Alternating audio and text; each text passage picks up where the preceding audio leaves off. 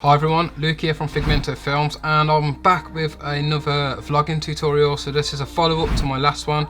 If you haven't seen it, you can check it out on my YouTube channel. There also should be a link on this video. If you're watching it on YouTube, a little pop-up will pop up. You can follow that and you can watch the video. So last episode we covered kit, what kind of things you're going to need, half decent camera, something to record sound, something to do lighting with. At the very most, you just need your phone or a camera, but you want to try and get some decent sound, and working with natural light or working with LEDs or whatever, you want to just, it's something worth investing if you're going to get into it even more seriously. Throughout this episode, we're going to be looking at what your style or genre is, what you're going to talk about, who's your audience, how long do you want your vlog to be, and how do you want it to look stylistically. Then we're going to look at structure, which is just the layout of your vlog. Then we're going to look at introductions and title sequences, call to actions, signing off, framing and composition, and music and animation. Sounds like a lot, but I'm not going to go massively in depth over everything. I'm going to try and keep it as short as I can.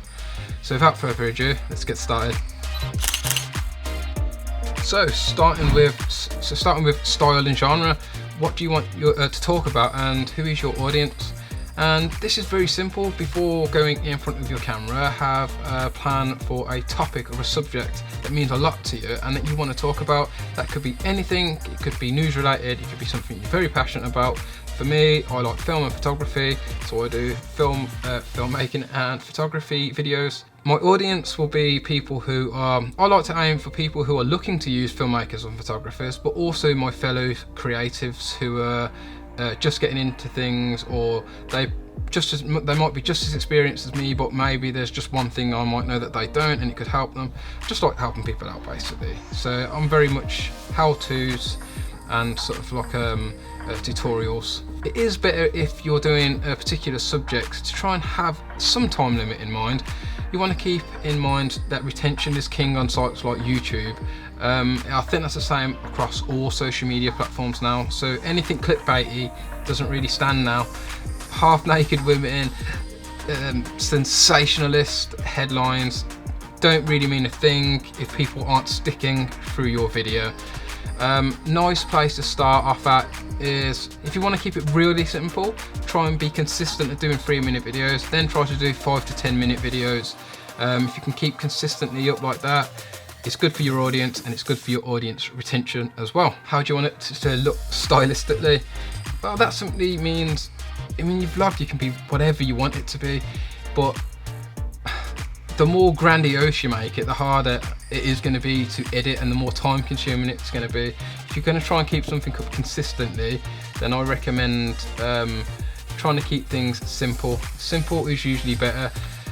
Keep a simple setup and make it look as good as you can.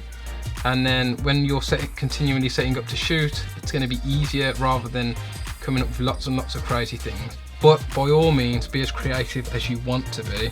Before we get onto introductions and titles, even more important is going to just be the overall format of your vlog. So how do you want to do this? Well, the easiest way is to basically break your vlog up into different sections. Your intros, then you've got the meat of your vlog, and then you've got your outro. So starting with the introduction, you can decide how you want your vlog to open. Do you want it to do a cold open? That means it jumps straight into you talking to the camera, or do you want it to do some sort of title sequence? I like to mix it up a little bit. I like to have a cold open where I do my introductions. Then I like to jump to a non-animated title sequence, and then I get into the meat of my video. And then after I've got through my main talking points, I'll do a sign off. And that's basically the format for how I personally like to shoot videos. So have a format for yourself. You can follow mine if you want. What you'd also want to add into that are call to actions. Call to actions are very important. They direct your audience to do certain things.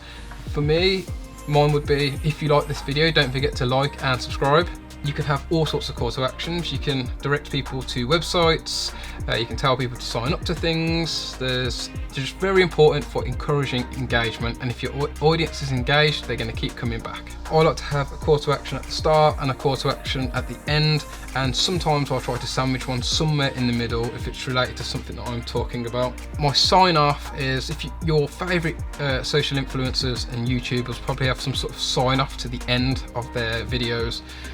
Me, I always do some weird little salute thing. I don't know why I started doing it, it just felt right, so I always do that now. And I just always make sure I put my call to action in there. Framing and composition. These next couple of subjects, framing and composition and music and animation, are things that can throw a lot of people off. Firstly, framing and composition. This is how I can mostly tell if someone is relatively new to photography and filmmaking. So over on Photoshop, which I've got set up over here, I've just made this dead simple diagram, and I'm going to give you 3 examples, and this is also a throwback for Rob, who asked me about shots. Unfortunately, dude, I can't go too much depth into sort of like filmmaking shots and that, because there's so much to dig into, but these are 3 shots that are useful for vlogging. Firstly, we have a wide shot or a full body shot.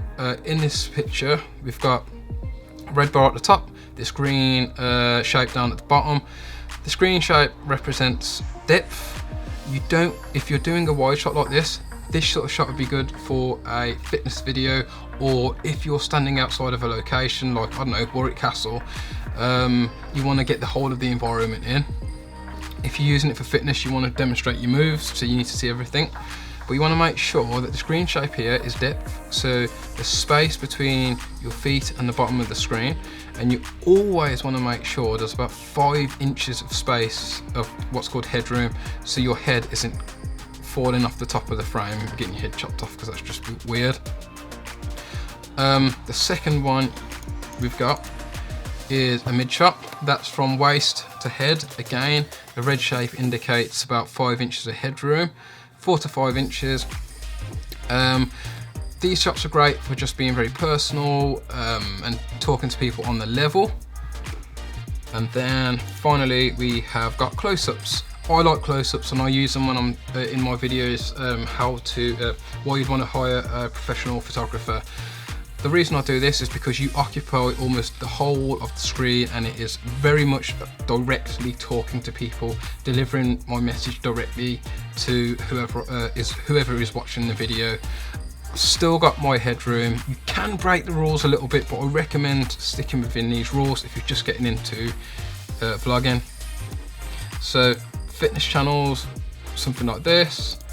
You can even mix and match. Actually, you could, if you're a fitness channel, you might want to start with a nice mid shot and say, on today's video we're going to be learning how to do star jumps, and then you want to cut to a wide shot to show people to show everyone that you're doing star jumps. Then at the end of the episode, you might want to go back into a close-up and say, thanks for watching, don't forget to subscribe, goodbye. So you can mix and match them. There's no hard rules, but if you have a general set of guidelines, you won't go too far long. In regards to one of the questions that Rob asked, how long should you stay on a shot for? It's totally up to you. The pace is determined by how fast your shots are going to be, and that can also be determined by whatever music you're going to use as well. If you're using any music, if you try cutting on the beat, you're going to have some sort of pace. It's just a rhythm basically. And then finally, music and animation. So music will throw a lot of people off. Basically, you want to watch out for copyright. It's an absolute nightmare. Even if you've got music playing in the background on a radio, it's not a personal thing, it's all an automated system. It will hear whatever you're listening to and it will go, oh, that's copyrighted music. Using copyrighted music without a license is a no-no. You don't own that music. Even if you brought the CD, you don't own that music. It's the musicians, and if you're using it for free, then that's a big no-no. I use a site called Soundstripe to get a lot of my music, because I do a lot of wedding videos, but it costs like £100 a year, so it's expensive.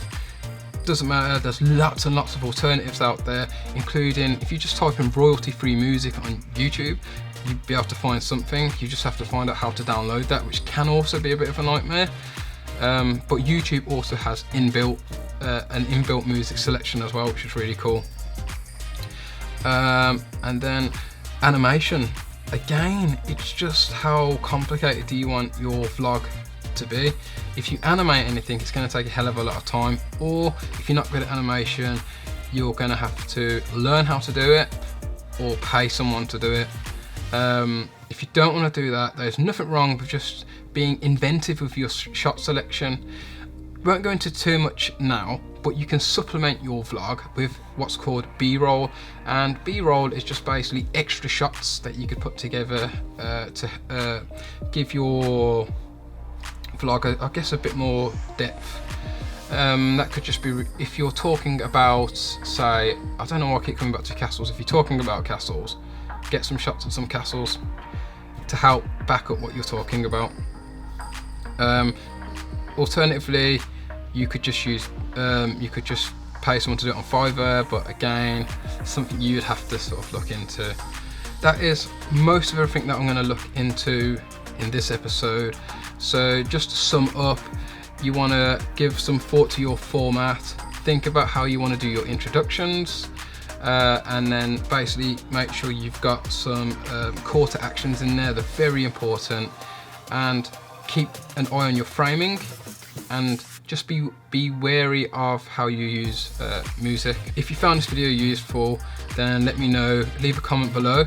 And don't forget to hit the bell button, subscribe, so you can keep up to date on any future videos I do.